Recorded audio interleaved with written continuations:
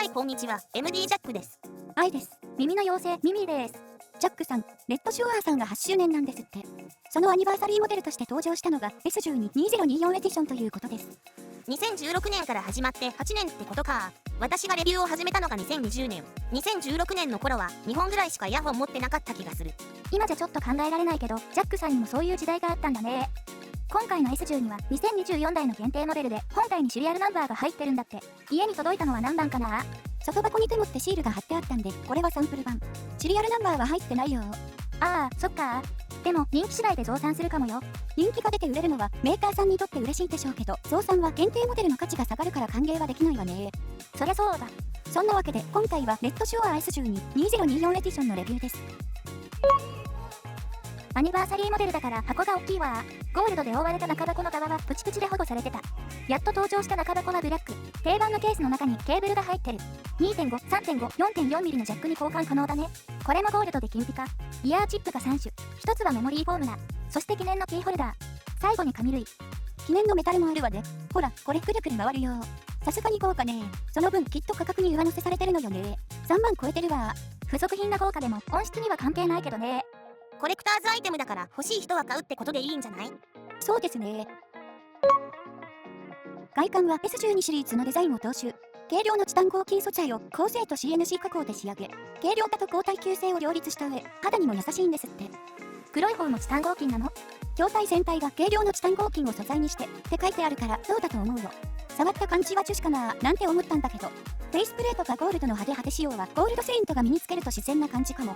出たなぁ。自然っていうかクロスと同化しちゃいそうだけどね。ゴールドセイントは TWS じゃないとケーブルが引っかかって戦えないよ、きっと。じゃあそこはイヤーフックで無線化すればいいじゃん。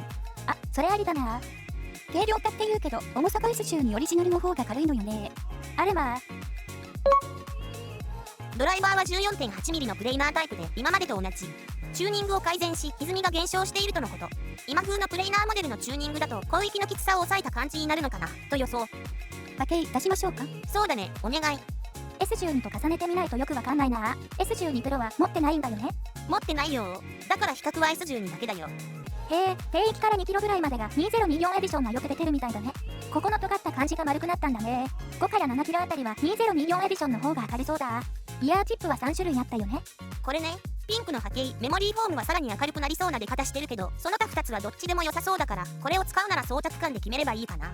視聴と音収録にはリバイナスベルベットを使ったよ。波形も似てるし使い勝手がいいんでね。とりあえずサウンドチェックで音聞き比べてみようか。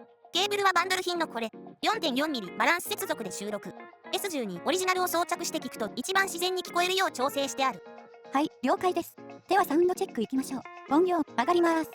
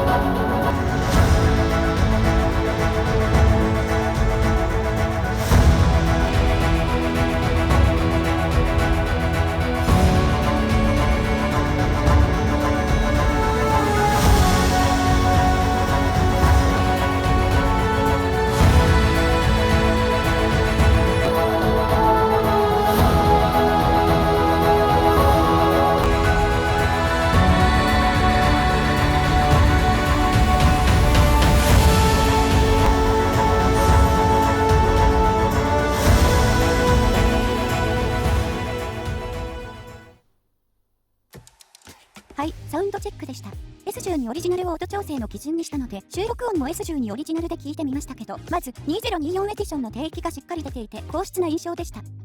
低域が1箇所だけ強いわけじゃなく、中域まで含めて広範囲にわたって出してるからね。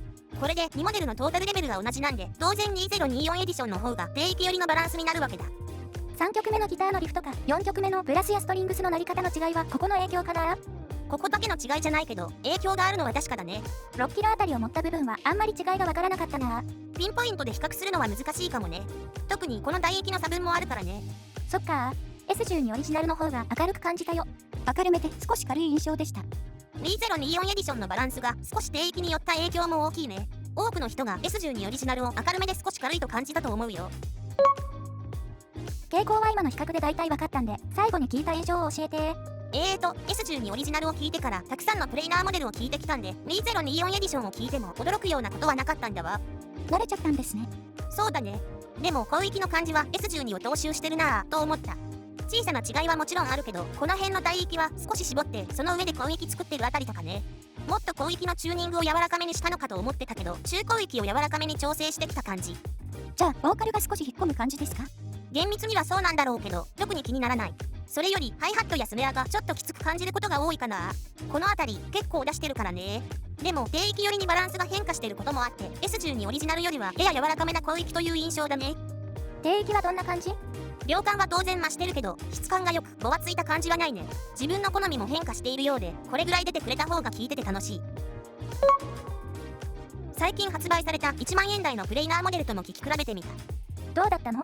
臨場感に格の違いを感じたね。差はほとんどないんじゃないかと思ってたんだけど、はっきりとした差があったわ。2024エディション、さすがパワー。ジャックさんのお気に入りになったってことですね。そうだね。 S12 オリジナルより好きだな。そう言われると欲しくなりますね。後でゆっくり視聴させてください。もちろん。ということで、レッドショア8周年アニバーサリーモデル S12-2024 エディションのレビューでした。ではまた次の動画で。ご視聴ありがとうございました。MD ジャックチャンネルはイヤホンレビューを音と波形た言葉で表現します。チャンネル登録お願いします。